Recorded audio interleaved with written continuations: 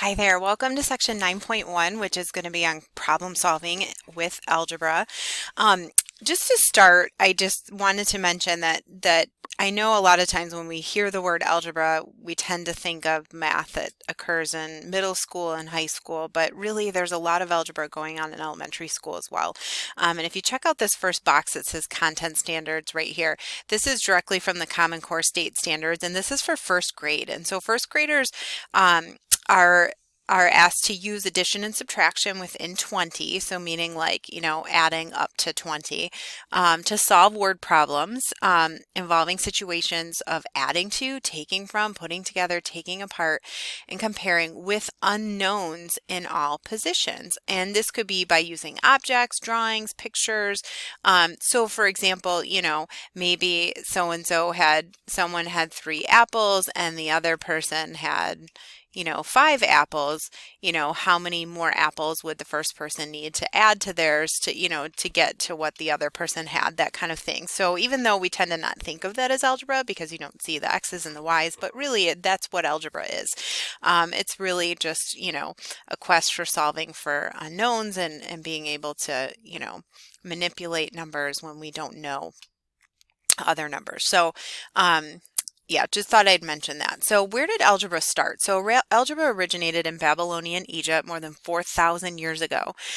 Before equations, so they used words. So like heap or aha for unknown quantities. And that's what we call a variable. So for example, heap in 1/7 of a heap is 19. What is a heap? So if we were to write an equation for that, we would say a heap, so we'll call that H. A heap and 1/7 of a heap is 19. What is a heap? And we could solve that equation. It doesn't have to be H, it could be X. So we use X probably most commonly, but any variable can be used. So a variable is any letter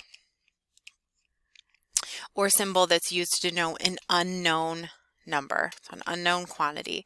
One method of introducing variables in elementary school is with geometric shapes. So this is a really common way to introduce algebra to kids. So for example, let's find some possibilities for triangle plus square equals 15. Now, when we're thinking about this as an adult, a lot of times an adult would be like, well, gosh, I don't know what they are because there's many possibilities. And in algebra, we're taught to find like the one answer. So for example, if I were to, if I had the equation x plus 1 equals 5, you could say, well, x is 4 because only 4 plus 1 is 5. There are no other options. But here we have multiple options, many different options. And this is a great way to have students, elementary school kids, practice adding and subtracting numbers and combining some unknowns to get a quantity that they're asked for. So for example, we could say, triangle could be 10 and square could be 5 because that makes 15. Triangle could be 9 and square could be 6 and that makes 15, etc. I mean, so on and so forth. So anytime you have an expression, so here we've got a different word, and we'll talk about how that varies from an equation. So an expression containing algebraic symbols such as 2x plus 3 or 4x times 7x minus 5 is called an algebraic expression. And this is different than an equation. So for example, an equation would be something like 3x plus 4 equals 5. So equations have equal signs. Expressions do not. So an expression would be like 2x plus 3. So there's no equal sign. So you would never be asked to solve an expression because that doesn't even make sense. There's nothing to solve for. You could be asked to simplify an expression or evaluate an expression if you were given values. The only time you're going to be asked to solve would be solving an equation. So just, a couple of different terms there. to notice. So let's try an example. So evaluate, notice this says evaluate the following expressions using the values given. So there's no equal sign. The expression is p squared plus m, no equals, but we're told that m equals 1, so we can plug 1 in for m, and p is 5. So we're told the values and we're going to evaluate. And then remember your order of operation. So please excuse my dear Aunt Sally. You're going to want to do parentheses first inside of parentheses, so please excuse my dear Aunt Sally. So multiplication, division, addition, and subtraction, those occur at those are the same priority. You just work left to right. But inside of parentheses comes first and then exponents. So here we're going to do the exponent and then an addition. And honestly, this is a great place to just pause the video. I should have said this before we started, and try these on your own, and then you can just double check with the video when you're done. So here I'm going to plug the values in. So z is 6, x is 6, y is 8. I'm going to work on the inside of the parentheses first. So 6 times 14, and that gives me 84.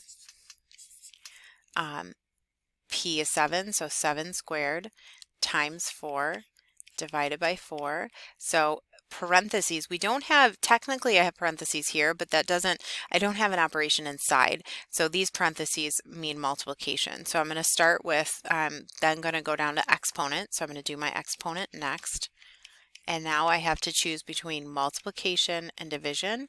I'm going to work left to right. So I'm going to do the multiplication first. So 49 times 4, 196 divided by 4, and I get 49.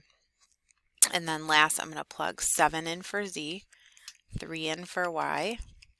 I'm going to do the inside of the parentheses first, and I'm going to do the division inside the parentheses because that comes before subtraction. So I get 1 minus 1, and then I'm still working on the inside of the parentheses, so 7 minus 0 equals 7. Okay. So the next part, we're going to talk about how kids can start to model equations with objects. And one of the ways they can do that is with balance scale models. And they actually have these scales, and I wish if we were in the class right now I'd show you, but you can Google them online. So scales for algebraic equations for teaching. And they're basically like a physical scale, and you can use blocks to put on either side of the scale. And the way that we start an equation is we start with a scale that is equal weight on each side. So if it's equal weight on each side, that means it's balanced. So think of a teeter-totter, and it's completely horizontal. One side is exactly the same weight as the other. And what that shows us is that illustrates an equal sign. It means, hey, one side, 7x plus 2, is the same weight as 3x plus 10. So they weigh the same. That's what an equal sign means. And then they look a little bit different. So if you notice the 7x, each one of these boxes is an x. So this is 1x, 2x, 3x, 4x, 5x, 6x, 7. So 7x, and then the balls, the circles, are the numbers, so plus 2. So that's 7x plus 2, and then this side represents 3x, so you got 3 squares plus 10 circles. So now what we want to do is we can, if we can't do this actually in person, if we don't have it in front of us, I mean, that's ideal, we can also draw it using a picture. So the way that we use these to show kids how to solve equations is we start eliminating things on one side and the other. And the goal is to keep the scale balanced. So notice in all of these pictures, the scale is horizontal. So we don't want it to tip on either direction, because you could think of all of this stuff as just falling off. We want to keep it balanced. So that's the same thing we say when we're solving equations. When we do things to one side, we've got to do things to the other. So this is the visual to that. So like if we were solving this equation just on paper, we might say, let's get the x's on both sides. So maybe we, I don't know, take away 3x from both sides. Now, is there one right way to start this? No, I could have moved the 7 over to the other side, but I'm going to choose to just move the 3 so that I've got a positive number of x's.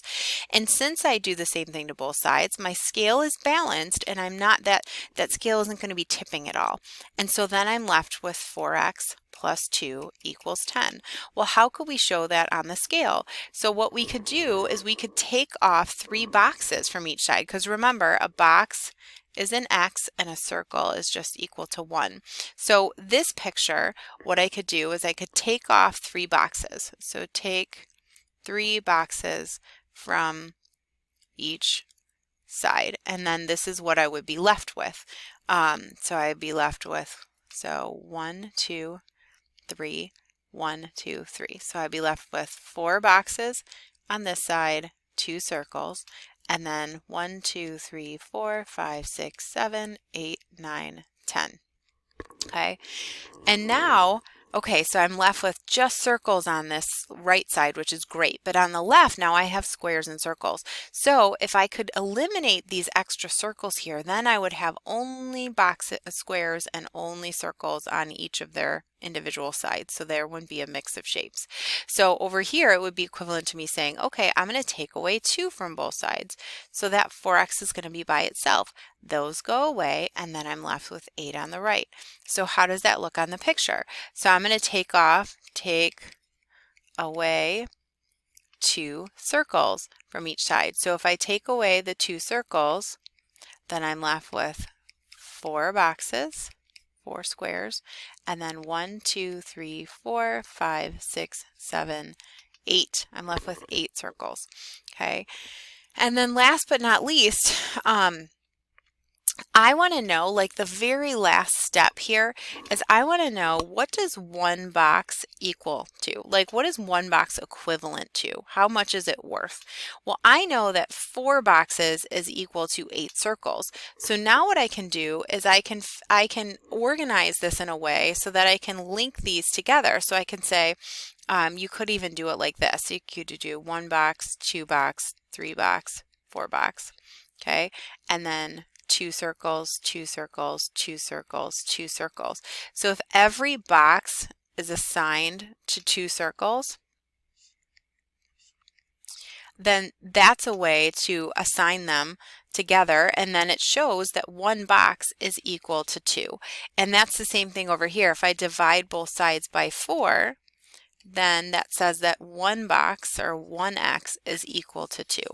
So I know it's hard sometimes when we draw these pictures. It seems way more complicated, especially I'm writing down notes about what I'm doing. But when we do this enough times in the classroom, I promise it does get a little bit easier. And we would do this first before we would ever do the algebra. So, you know, it's hard when we're coming at things from the perspective of, well, I know the algebra, it's way faster than the pictures and the models don't seem like, you know, they're worth it, but they really are. They really help students make some sense of what's going on.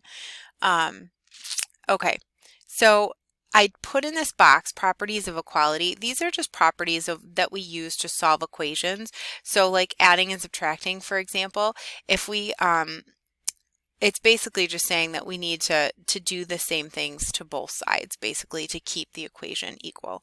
So let's go ahead in example 2, and we're going to solve these equations. This would be a really good time to pause the video, try it on your own. I will tell you that I picked, since there's only 6 here, I wanted to pick some different types of equations. And there are equations that have answers that are not numbers. So it is possible. So there's 3 different situations that could happen. You could solve an equation and you could get 1 solution, like 1 numerical solution. So for example, you know, x equals 5. And every time when you put in 5 for x every single time, you end up getting a true statement, and that ends up working. The second thing that could happen is you could have infinitely many solutions. So all real numbers are solutions. It would help if I could spell solution. Okay, infinitely many, there we go, solutions. I'll just abbreviate, there we go. And then 3, it's possible to get no solution. So keeping those things in mind, you could go ahead and try to solve these. And then I'm gonna just jump in and solve them right now. So let's look at the first one. I am going to combine like terms, and my goal is always to combine like terms on both sides and then get the variables on one side and the numbers on the other, and it doesn't matter which one goes on which side. So negative 4x minus 6 is the same thing as negative 4 plus a negative 6. So negative 4 negative 6 is negative 10x equals negative 20. And then I want to get rid of the negative 10, which is being multiplied by the x. The inverse of multiplication is division, so I'm going to do the opposite. I'm going to divide both sides by negative 10, and then these end up canceling out. Negative 20 divided by negative 10 is a positive 2, and then I'm left with the x. The most important thing that you can do in solving an equation is to plug your answer in and see if it makes sense in the original equation. It's so easy to make mistakes. I mean, I make mistakes on this stuff all the time, and I've been doing it for, you know, a large part of my life here, but it's easy to make mistakes. So let's plug in. So we say negative 20 equals negative 4 times 2 minus 6 times 2. So negative 4 times 2 is negative 8 minus 12 equals negative 20. Negative 8 minus 12 is negative 20. So we get negative 20 equals negative 20, and that checks out. And keep in mind, you can totally use a calculator to help you with the checking process if you know, the computation part is a weak area for you. Okay, so this next one, I'm going to again combine like terms on either side. So p minus 1, these are not alike. Okay, one's a variable, one's a number, so I leave that alone. 5p plus 3p is 8p minus 8. Now I want to get the p's together and the numbers together. Now, I think it's easier to try to make sure that the coefficient, the number before the variable, is positive. I think sometimes that's a little bit easier for most people. So I'm going to take away p from both sides, so that way I don't end up with a negative number on the left. So I get negative 1 equals 8p minus, this is like, there's like a little invisible 1 here, even though you can't see it. 8 minus 1 is 7p minus 8, and then I'm going to get rid of the negative 8. So plus 8, and I'm left with negative 1 plus 8 is 7 equals 7p. I'm going to come up here. So I have my room, and then I'm going to divide both sides by 7, because 7 divided by 7 is 1, and it allows that p to be by itself. 7 divided by 7 is 1. So the answer is p equals 1. And then we want to double check our work. So I plug 1 in for p. So I'm going to say 1 minus 1 equals 5 times 1 plus 3 times 1 minus 8. So I get 1 minus 1 is 0. 5 plus 3 is 8 minus 8. 8 minus 8 is 0, so that confirms that I got the right answer. So one solution. Okay. This next one, on this right side, we've got the 1 and the 5 are like terms. So 1 plus 5 is 6. I'm going to subtract 6 from both sides. I get 6 minus 6 is 0. Okay, a lot of times at this point, students say, uh-oh, because you're going to need to divide both sides by negative 2. And a lot of times this is a point where students say, oh man, some people even say no solution, because they just get uncomfortable with that 0 there. Keep in mind, it's totally okay. So remember, it's okay to have a 0 on the top. It's not okay to have a 0 on the bottom. So and you can always use a calculator to double check your work. 0 divided by negative 2 in the calculator will also tell you that the answer is just 0. So it's totally okay for your variable to equal 0. And we can check our work by saying 6 equals 1 minus 2 times 0 plus 5. So 6 equals, 2 times 0 is just 0, so that goes away. 1 plus 5 is 6, so that ends up working out. Okay, so the next one, I am going to combine on either side. There's no combining that can be done, so I'm going to move the variables together. So I'm going to say minus p. Uh-oh. So what just happened? So I tried to move this p over to the left by subtracting it, but when I subtract it, p minus p is 0. So I end up getting 0 minus 4 equals negative 9 plus 0, or basically negative 4 equals negative 9. So the variables end up completely canceling out, and then I'm left with this statement. So let's ask ourselves, does this statement even make sense? Is negative 4 equal to negative 9? It is not.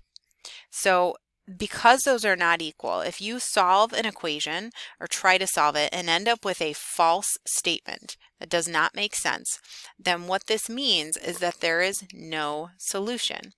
There is no x. that you could, no number for, well, and I won't say x, I should use p. Let me just erase this so we can see the original equation. Think about this for a minute.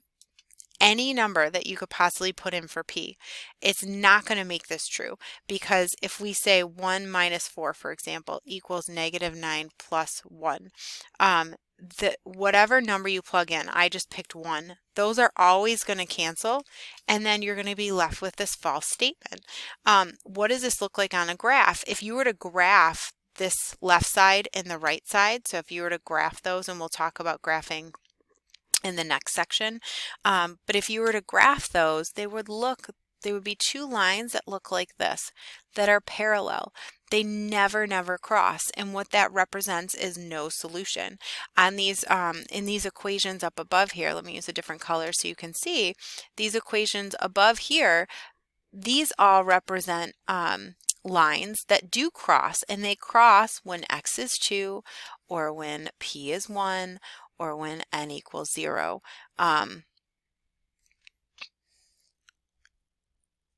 So let's look at this next one. So this next one, I'm going to use the distributive property very carefully and make sure that I don't mess up with any of the signs. So -5 times 1 is -5. A negative times a negative is a positive. So plus 25x plus 5 times negative is -40x. I like to keep it as plus and minus, but you could also just subtract. Positive and a negative is a negative, so plus a -5 times 2 is 10 equals -4x. I'm going to write this plus -8x. Okay, now I want to combine like terms. So anything that's an x, I'm going to put those together. So -5 plus 25 minus 40 is a -15x plus -10 equals -12x. Now I'm going to combine like terms again. I've got a number and a number. So -5 and -10 is -15 plus -15x equals -12x. And then I want to get my variables on the same side. So I'm going to add 15x to both sides, because that's the opposite of what's being done here. So those cancel out. And then I'm left with -15 equals -12 plus a positive 15 is a positive 3x. And then I'm going to divide both sides by 3 to get rid of the 3 on this side. -15 divided by 3 is -5. So I get a solution of x equals -5. And then what I would do is, and would be a great one to take your calculator and double check, plug in -5 for x and do the entire left side. And then plug in -5 for x and do the entire right side, and you should get the same answer on the left as you do on the right. So this last one, I'm going to use the distributive property here. So 2x, let me just erase this on top so we can see it. 2x plus 6 equals 2x plus 6. Oh, it's the exact same. So let's think about what this means. If the same expression is on the left as the right, this means that you can put anything you want in x and they're going to be the same. So like if I put 100 in for x, think about this for a minute.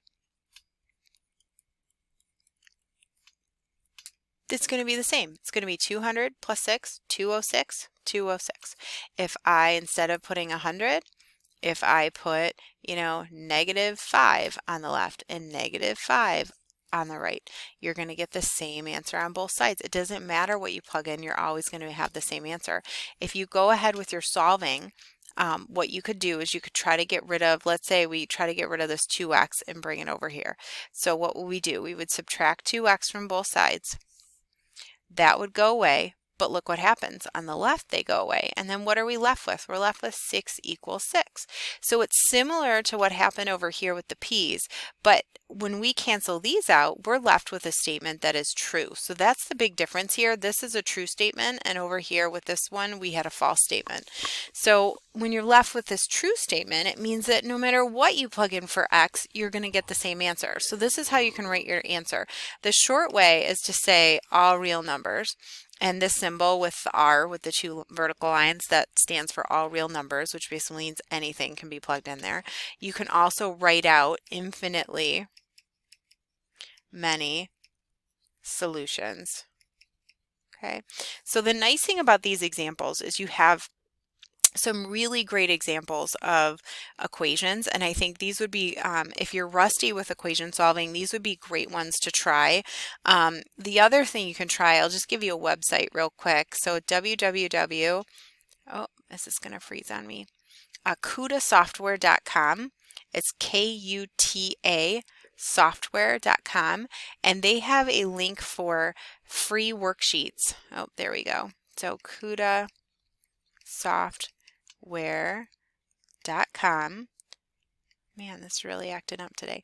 And then they have some free worksheets at the top, and just go to algebra, and there's all kinds of free equation worksheets that have really nice answer keys attached if you want some more practice with algebra, particularly solving equations. So let's look at example 3. So we're going to jump into a story problem now. So Eleanor wins the jackpot in a marble game and doubles her number of marbles. If later she wins 55 more marbles, bringing her total to 127, how many marbles did she have at the beginning? So I mentioned this at the beginning of the class with our problem solving, but if you're struggling to figure out how to start or what to make your variable represent, always jump to the end and look at the actual question. So how many marbles did she have at the beginning? I'm going to start there, and I'm going to let x equals the number of marbles she had at the beginning.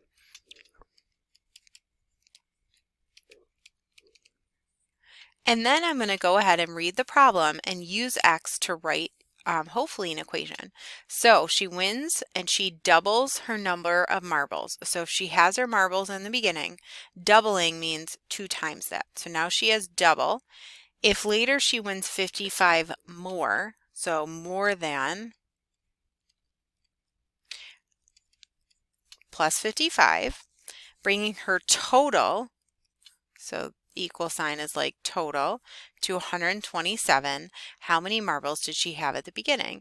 And now we can solve this by taking away 55 from both sides. So 2x equals 72. Divide both sides by 2, and you end up getting 36. And then ask yourself, does that make sense? So if she had 36 to start, and then she doubled, we'd be at 72. And then she won 55 more. So we get 2 and 5 is 7, and then we get 127. It matches up with what she had in the end. So that's just a confirmation that we got the right answer. So we're going to jump to inequalities. Now keep in mind that if you were to take an algebra class, you'd spend probably a month or 2 on solving equations. We're doing it as part of a lesson, and we're already jumping to inequalities, which that in of itself would also be probably a month or 2 in an algebra class. So we're just brushing up on these. You know, keep in mind that you might have to go deeper if it's been a while since you've done this. So example 4, John has $19 to spend at the carnival. After paying the entrance fee of $3, he finds that each ride costs 2. What are the possibilities for the number of rides he can take? So this is an inequality because we're asking about the possibilities. There's multiple different possibilities for how many rides he could take. So which is what makes it an inequality. So one thing that we could do is we could just, I'm just going to make a table. So number of rides and then total cost. And I'm going to start by writing down 0, meaning he doesn't do any rides. So if he goes into the carnival, he's going to have to pay $3, and that's without writing anything. If he rides one ride, it means he's going to have to pay $3 to get in plus $2 for that ride, so the total cost is going to be 5. If he rides 2 rides, $3 to get in, $2 for each ride, okay, and so you've got $7. And then I'm going to come over here and I'm going to continue. Now remember, he's got $19, so some possibilities. He could ride 0, 1 ride, 2 rides. He's still got money left though, so I'm going to keep going. So he could ride 3 rides, I think. So $3 to get in, plus 2 rides, $2, $2. So there's your 3 rides, 2 plus 2 plus 2. So 2 plus 2 plus 2 is 6. and then 789. So we're at $9. And you know, you could keep going there. I don't have enough to get all the way to 19, but I'm going to jump, I'm going to go ahead and jump to 8. So what if he ran 8 or went on 8 rides? So $3 to get in, and then 2, 4, well, let's count this way. 1 ride, 2 ride, 3 ride, 4 rides. So 2 plus 2 plus 2 plus 2 is 8. And then we've got, $11.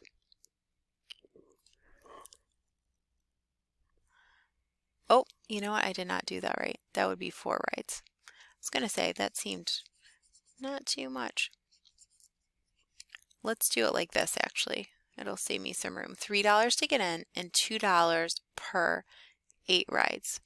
So 8 rides would cost $16, 17, 18, 19 to get in. So if he rode eight rides, he would spend all of his money. So I'm just going to circle that. So he'd spend all of his money, and just to double check, if he were to ride 9, he'd pay $3 to get in, and then $2 times every one of those 9 rides. So 18, 19, 20, 21, that would be too many. He doesn't have enough money. So at the most, he could ride 8 rides, but the possibilities would be anywhere between 0 and 8 rides. Those would be the possibilities. Now, can we set up an inequality to represent the situation? Yes. So if you think about it, what are we being asked? The possibilities for number of rides. So I could say R equals the number of rides, and we have to pay $3 to get in plus $2 times each ride, and we cannot spend $19, or we can spend 19 but no more. So we could say it's got to be less than or equal to $19. And this table basically illustrates all the possibilities for what R could be. Now for the pan balance, so if we wanted to use a visual, this is what it would look like. So we've got our 2R, or our 2x plus 3, and then 19. And over here on the left-hand side, it's got to be less than that, or possibly equal. So less than shows this balance, because it's kind of like this over here on the left weighs less. So it's up in the air a little bit more. So let's talk about how you would solve an inequality using algebra. So there's some main rules that we have to establish before we can jump in and do that. And so before we do that, I want to do a quick experiment so that I can kind of show you how this rule comes about. So this part says make up an inequality and write it here on the line. You can make up any one you want. I would encourage you to do an inequality that's not the one that I just wrote. So the only condition is that it has to be true. Like in my case, 3 is less than 5. I mean, you could do 2 is greater than 1. You could do 10 is less than or equal to 4. Or I'm sorry, it's not less than or equal to 4. It's less than or equal to, let's see, 20. So any of those would work. There's infinitely many examples. Make one up. And then what we're going to do is we're going to follow these directions in each of the boxes and see what happens. So if we take 3 is less than 5, it says add 2 to both sides. I get 5 is less than 7. And then, whoops, my erasing here. You get 5 is less than 7. And then ask yourself, does that make sense? True or false? That is true. That works. So we're allowed to add 2 to both sides. It still works. And then let's do this. Add negative 2 to both sides. 3 plus negative 2 is 1. 5 plus negative 2 is 3. Is 1 less than 3? It is. Yeah, so that works. That was okay. Now we're going to add 3. Oh, you know what? That's a typo. This should say subtract 3 from both sides. So minus 3 minus 3. 3 minus 3 is 0. 5 minus 3 is 2. Is 0 less than 2? It is. So that was okay. So we've added a positive, added a negative. We subtracted a positive. Now let's subtract a negative. So we're basically going through all the possibilities. So minus a negative is the same thing as plus. So really we're just doing what we did in that first box. So 3 plus 3 is 6. 5 plus 3 is 8. Is 6 less than 8? It is. So that was okay. So we could add or subtract a positive or negative, and it still allowed the inequality to be true. Now let's try multiplication. So if we multiply both sides by 4, we get 12 is less than 20. Is that true? Yes. 3 is less than 5. Let's multiply both sides by negative 4. We get negative 12 is less than negative 20. Is that true? It's not. So I'm just going to circle that. Okay, that's something we're going to come back to. So I multiply both sides by negative 4, and I ended up getting a false statement. So that changed the inequality from true to false. So let's do this next one. 3 is less than 5. Can we divide both sides by a positive number? We can. 3 is still less than 5. That works. Can we divide both sides by a negative number? So we get negative 3 is less than negative 5. Is that true? It is not. It's false. So we went through all the possibilities of adding, subtracting, multiplying, dividing positive and negative numbers. And when we multiplied or divided by a negative number, we ended up getting a false statement. So it doesn't hold true when multiplying or dividing by a negative number. So that's why, and you may remember when you were in algebra class at some point in your life, that when you're solving inequalities, if you multiply or divide by a negative, you need to reverse the inequality sign. And I'll tell you, I went through 12, K through 12, and I did lots of solving inequalities, in high school and elementary or in middle school, and I never once understood why I did that. And so the purpose of doing these boxes up above is to show you, and you could show this to students, that when we divide and multiply by a negative number, it changes the inequality to become a false statement, and that's not okay. So we are going to adjust it by just flipping that sign. So this is how it works. And you know what? I'm actually going to skip this graphing real quick. I'll come back to that. I'll go ahead and solve down here, and then we'll come back to the graph. So in example 5, we're going to solve this just like this was an equal sign. Pretend like that's an equal sign in the middle. You're going to do the same thing as you would if it was an equal. So I'm going to get p by itself. I'm going to divide both sides by a negative 16. So I get negative 16 divided by negative 16 is 1. 32 divided by negative 16 is a negative 2. And then since I divided by a negative number, so right here I decided to divide both sides by a negative number, this inequality sign now needs to flip the other way.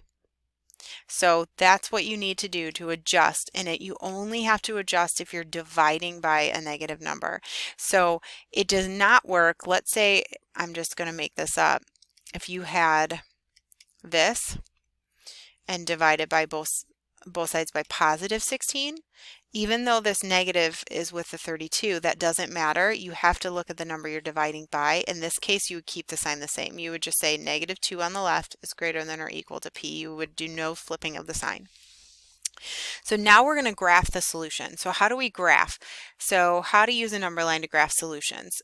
Anytime you have a less than sign or a greater than sign, you're going to do an open circle. If you have a less than or equal to, greater than or equal to, you're going to do a closed circle. And by closed circle, I mean like a dot. And by open circle, I mean like that. So x is less than negative 5 means you need to put a open circle on negative 5, and x is less than negative 5. Less than is always to the left, so you're going to shade to the left. R is greater than or equal to, so closed circle, positive 5, so you're going to put a closed circle on positive 5, and greater than or equal to, you're going to shade to the right.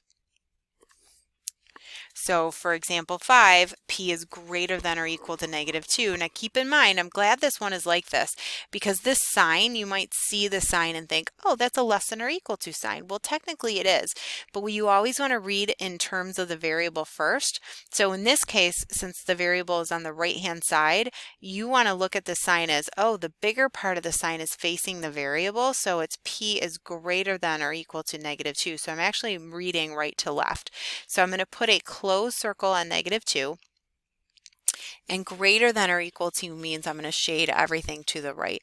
And what does this actually mean? What this means is that you can pick any number you want in this shaded region and plug it in and it should work. So for example, 2 is in that shaded region. So if I plug in 2, 32 is greater than or equal to -32. So is -32 less than or equal to 32? Yes, it is. Or is 32 greater than or equal to -32? Yes, it is. So that ends up working. And you can pick any number in that region. It doesn't, I just happen to pick 2. So this would be a great time to pause the video and try the last 3 and then go ahead and check your answers. So I'm going to go ahead with this next one and I'm going to combine like terms. So 6x and 6x is 12x plus 2 is less than 14. Then I'm going to subtract 2 from both sides. 12x is less than 12. Divide both sides by 12 and I get x is less than 1. And then it's less than, so that's open circle at 1. And less than means I shade to the right. So I'm going to go this way. And it means you can pick any number in that region, plug it in for x, and it should work. The other thing you could do is plug a number in over here and see that it's not going to work. So either one of those would be a good check. So in this next one, I'm going to combine the numbers. So -1 and -6 is -7. And then I'm going to get the numbers together on one side. So, and the variables on the other. So I'm going to add 6x to both sides.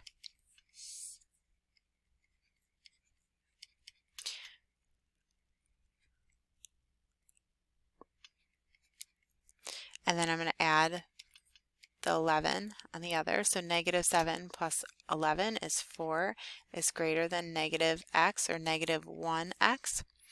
And then I don't want -1x, I want 1x, positive x.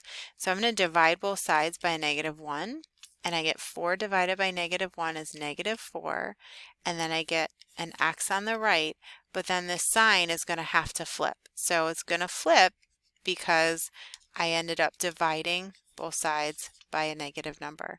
So then for my graph, I'm going to put an open circle, since it's greater than and not greater than or equal to, on -4. And I'm going to erase some of this solving so we can see. And then greater than is going to be everything to the right. Okay, last one. I'm going to use the distributive property. So we get 3p minus 9, or plus a -9, plus a -5p is greater than -3p plus a -6. And then I'm going to combine the like terms together. So 3 plus a -5 is a -2p plus a -9 is greater than -3p plus a -6. And then I'm going to get rid of, let's see, you could maybe add 3p to both sides. And this is where with inequalities, you can make decisions when you're solving to force the coefficient of the variable to be positive, so you don't even have to worry about flipping signs. So by adding the 3 and bringing the 3 over on the left, you're going to end up getting a positive p, which is nice because then that means I won't end up having to flip my sign. If I put it on the other side, then I would have. So not the end of the world, but it does help. I'm going to add 9 to both sides. Those go away, and then you're left with p is greater than positive 9 plus a -3, or -6 is positive 3. So that's an open circle at 3, and then you're going to shade to the right, so everything in that direction. Okay, so again, I mean, that's just a quick version of our lesson on solving inequalities. So we can't stop there. We've got one more to do, and it's an inequality word problem. So example 6, Mr. Dawson purchased some artichokes for 80 cents each and twice as many pineapples for 95 cents each. So as soon as I see this, I think, this would be a great place for a variable because we could write an expression to represent that. Altogether, he spent $18.90. Let x represent the number of artichokes and write an expression, algebraic expression, for each items in parts A through C. So A, the total cost in dollar of the artichokes. So let's go back. If X equals number of artichokes, and each artichoke was 80 cents each, the total cost, so think if you go to the store and you want to know how much are the artichokes going to be, you're going to take the amount of artichokes you have and multiply that by the price. So like if you have 4 artichokes, you're going to say 4 times 80 cents. In this case, I don't know how many I have, so we're calling that X. So I'm going to say 80 cents times X, and that'll tell me how much money I'm spending in artichokes. And then the number of pineapples. So we were told there's twice as many pineapples as artichokes. So if we know artichokes is X, twice as many, that would be the pineapples. Okay, the number of pineapples. And we know they are 95 cents each. So we're going to multiply that by 95 cents. So we take the number of pineapples we have, 2x, and multiply it by the price. Now we can totally simplify this. 2 times 0.95 is 1.9 or $1.90 x. So that would be the number. Oh, you know what? I'm getting ahead of myself. That would be the total cost would be down here. Okay, so the total cost of the pineapples would be $1.90x, but the number of pineapples is just going to be the 2x because there's 2 times as many pineapples as there are artichokes. And then the last part, so the sum, so sum means add, of the cost in part A and C is $18.90. Write and solve an equation to determine the number of artichokes Mr. Dawson bought. So we're just going to add A, the total cost of artichokes, and then C, total cost of pineapples, and set those equal to $18.90. So we've got 80 cents times X plus $1.90. X equals $18.90. And then these are like terms since they both have an X. Oh, you know what? I forgot an addition sign there. There we go. And so we can add those together. 0.8 plus 1.9 is 2.7x equals 1890. Divide both sides by 2.7, and we end up getting 7 artichokes. Now, it didn't ask for the number of pineapples, but we could easily find it. If we know there are twice as many pineapples, then that would mean 14 pineapples. And then let's just double check if this makes sense. So if we do 80 cents times the number of artichokes, and we do 95 cents times the number of pineapples, work that out in the calculator. Oh, that shouldn't be 9, that should be 14. And you end up getting $18.90. Awesome. So if you have any questions, as always, make sure to ask as you're doing your homework.